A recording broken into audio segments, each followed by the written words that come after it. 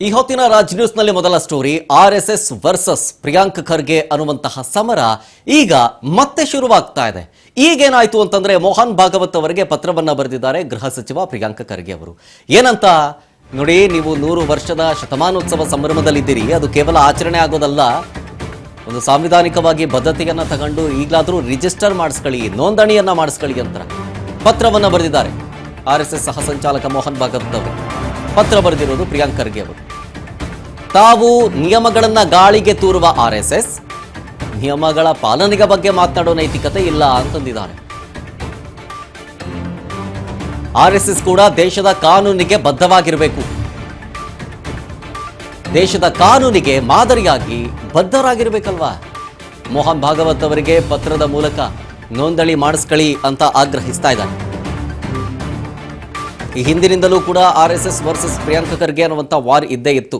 ಶತಮಾನೋತ್ಸವ ಸಂಭ್ರಮ ಚಿತ್ತಾಪುರದಲ್ಲಿ ಪಥಸಂಚಲನ ಬ್ಯಾನ್ ಮಾಡೋದು, ಜೊತೆಗೆ ಕೋಲ್ ಹಿಡ್ಕೊಂಬರ್ತಾರೆ, ಹಾಗೆ ಹೀಗೆ ಅಂತೇಳಿ ಶುರುವಾದಂತಹ ಆ ಒಂದು ವಾರ್ ನೋಂದಣಿ ಪ್ರಕ್ರಿಯೆ ಮಾಡಿಸ್ಕೊಂಡಿಲ್ಲ ಅನ್ನುವಂಥ ವಿಚಾರಕ್ಕೆ ಬಂದು ತಂದು ನಿಲ್ಲಿಸಿದೆ.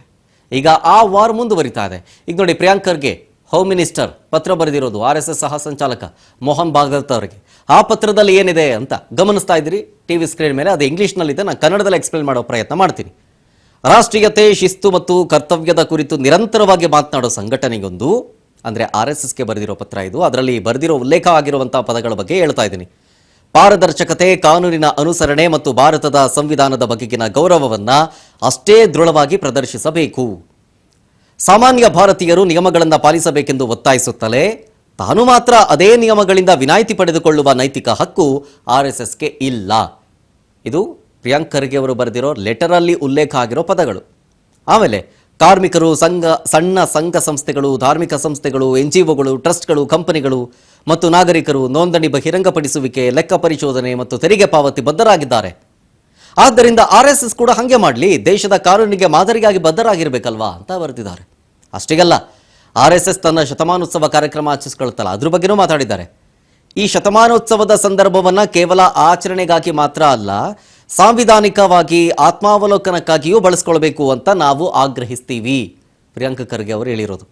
ಭಾರತದ ಈ 100ನೇ ವರ್ಷದಲ್ಲಿ ದೇಶಕ್ಕೆ ಆರ್ಎಸ್ಎಸ್ ನೀಡಬಹುದಾದ ಅತ್ಯುತ್ತಮ ಗೌರವ ಏನು ಅಂತಂದ್ರೆ ಅದು ತನ್ನನ್ನು ತಾನು ನೋಂದಾಯಿಸಿಕೊಳ್ಳುವುದು, ತನ್ನ ಚಟುವಟಿಕೆಗಳು ಮತ್ತು ಆರ್ಥಿಕ ವ್ಯವಹಾರಗಳನ್ನು ಬಹಿರಂಗಪಡಿಸೋದು, ಅನ್ವಯವಾಗುವ ಎಲ್ಲಾ ತೆರಿಗೆಗಳನ್ನು ಪಾವತಿಸೋದು ಮತ್ತು ಭಾರತೀಯ ಕಾನೂನಿನ ಚೌಕಟ್ಟಿನ ಒಳಗಡೆ ಪಾರದರ್ಶಕ ಹಾಗೂ ಜವಾಬ್ದಾರಿಯುತ ಸಂಘಟನೆಗಾಗಿ ಕಾರ್ಯನಿರ್ವಹಿಸೋದು. ನಿಮ್ಮ ಅಧಿಕೃತ ಪ್ರತಿನಿಧಿಗಳನ್ನು ಕಳಿಸಿ ಮೇಲಿನ ವಿಷಯಗಳ ಕುರಿತು ಚರ್ಚೆ ನಡೆಸೋದಕ್ಕೆ ನಾವು ಔಪಚಾರಿಕ ಪ್ರತಿಕ್ರಿಯೆಯನ್ನು ನಿರೀಕ್ಷಿಸುತ್ತಿದ್ದೇವೆ. ಹೀಗಂತ ಕರ್ನಾಟಕ ರಾಜ್ಯ ಗೃಹ ಸಚಿವ ಪ್ರಿಯಾಂಕ್ ಖರ್ಗೆ ಅವರು ಮೋಹನ್ ಭಾಗವತ್ ಅವರಿಗೆ ಬರೆದಂತಹ ಪತ್ರದಲ್ಲಿ ಇರುವಂತಹ ವಿಷಯ, ಅಂಶಗಳು. ಆರ್ಎಸ್ಎಸ್ ಹೇಳುತ್ತೆ ಎಲ್ರಿಗೂ ರೂಲ್ಸ್ ಫಾಲೋ ಮಾಡಿ ಅಂತ ಹೇಳಿ. ಅವರೇ ರೂಲ್ಸ್ ಫಾಲೋ ಮಾಡಿಲ್ಲ, ಹಂಗಿದ್ಮೇಲೆ ಇನ್ನೊಬ್ಬರಿಗೆ ಹೇಳುವಂಥ ನೈತಿಕತೆ ಏನಿದೆ ಅಂತಲೂ ಕೂಡ ಅದರಲ್ಲಿ ಹೇಳಿದ್ದಾರೆ. ಅದರ ಜೊತೆಗೆ ಶತಮಾನೋತ್ಸವವಾಗಿ ನೀವು ಆಚರಿಸ್ಕೊಳ್ತಾ ಇದ್ದೀರಿ, ಒಂದು ಅರ್ಥಪೂರ್ಣವಾಗಿ ಇದು ಬಿಡಲಿ ನಿಮ್ಮ ಆಚರಣೆ, ಗೌರವಯುತವಾಗಿ ನೋಂದಣಿ ಮಾಡಿಸ್ಕೊಂಡ್ಬಿಟ್ರೆ ನೀವು ಕೊಡುವಂಥ ದೊಡ್ಡ ಗೌರವ ಅದು ದೇಶದ ಸಂವಿಧಾನಕ್ಕೆ ಅಂತ ಬರೆದಿದ್ದಾರೆ. ಇದಕ್ಕೆ ಆರ್ಎಸ್ಎಸ್ನ ಪ್ರತಿಕ್ರಿಯೆ ಯಾವ ರೀತಿಯಾಗಿ ಇರುತ್ತೆ ಅನ್ನೋದನ್ನು ನಿರೀಕ್ಷೆ ಮಾಡಬೇಕು. ಆದರೆ ಈ ಆರ್ಎಸ್ಎಸ್ ವಿಚಾರವನ್ನ ಹೋಮ್ ಮಿನಿಸ್ಟರ್ ಪ್ರಿಯಾಂಕ್ ಖರ್ಗೆ ಅವರು ಇದನ್ನ ಇಲ್ಲಿಗೆ ಬಿಡೋ ರೀತಿ ಕಾಣಿಸ್ತಾ ಇಲ್ಲ. ಮೊನ್ನೆಯಷ್ಟೇ, ಅಂದರೆ ಹೋಮ್ ಮಿನಿಸ್ಟರ್ ಆಗಿ ಅಧಿಕಾರ ವಹಿಸಿಕೊಂಡ ನೆಕ್ಸ್ಟ್ ಡೇ ಒಂದು ಪತ್ರಿಕಾಗೋಷ್ಠಿಗೆಲ್ಲ ಮಾತಾಡ್ತಾ ಇದ್ರು. ಯಾವುದೇ ಸಂಘ ಸಂಸ್ಥೆಗಳು ನೋಂದಣಿ ಮಾಡಿಸ್ಕೊಂಡಿಲ್ವೋ ಅವೆಲ್ಲವೂ ಕೂಡ ಮಾಡಿಸಿಕೊಳ್ಳಲೇಬೇಕು. ಇಲ್ಲ ಎಂದಾದರೆ ಅದು ಅಸ್ತಿತ್ವದಲ್ಲಿರೋದಿಲ್ಲ. ಅದಕ್ಕೆ ಬೇಕಾಗಿರುವಂಥ ಕಾನೂನು ರೀತಿಯಾದಂತಹ ಪರ್ಮಿಷನ್ಗಳಾಗಲಿ, ಇನ್ನೊಂದಾಗಲಿ ಮತ್ತೊಂದಾಗಲಿ ಏನೂ ಕೂಡ ಸೌಲಭ್ಯಗಳು ಸಿಗೋದಿಲ್ಲ.